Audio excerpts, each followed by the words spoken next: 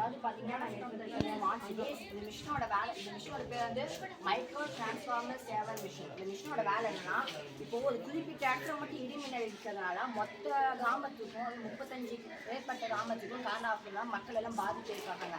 அதனால இடிமின்னல் இருக்கிற குறிப்பிட்ட இடத்துல மட்டும் கரண்ட்டை கட் பண்ணுறது தான் இதோட வேலையே.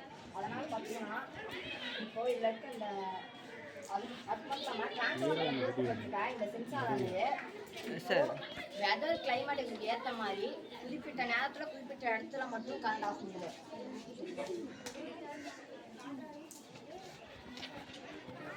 டிரான்ஸ்ஃபார்மர் அந்த சென்சாரானது இடியோ மின்னலோ டிரான்ஸ்ஃபார்மர் நோக்கி வந்தால் அது பக்கத்தில் மக்கள் போகாமல் இருக்கா அந்த லைட் ஆனது அலர்ட் ஆகி ரெட் கலர் இருந்து மற்றும் சவுண்டை இல்லாங்கிறத மக்களை வந்து அலர்ட் பண்ணுறது. அது மூலமாக மக்கள் யாரும் கீழே போக மாட்டாங்க.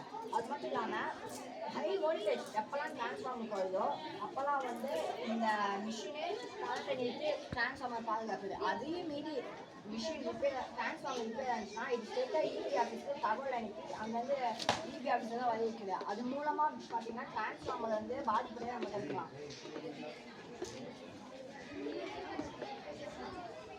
அதை மட்டும் இல்லைனா இந்த ரேடார் இது எப்போல்லாம் கரண்ட் தேவைப்படுதோ அப்போல்லாம் இதுக்கு தனியாக சார்ஜ் பண்ண தேவையில்ல.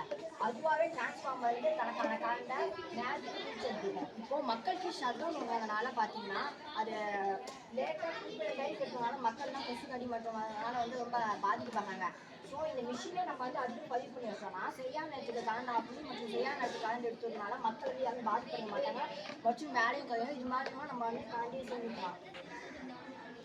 அது மட்டும் இல்லாமல் இப்போ ஒரு ஊரில் கரண்ட் கட் ஆச்சுன்னா அது எதனால் கட் ஆச்சுன்ற காலத்தையும் அதில் தலைமை எடுத்துட்டு இதை வந்து சொல்லிடுறாங்க.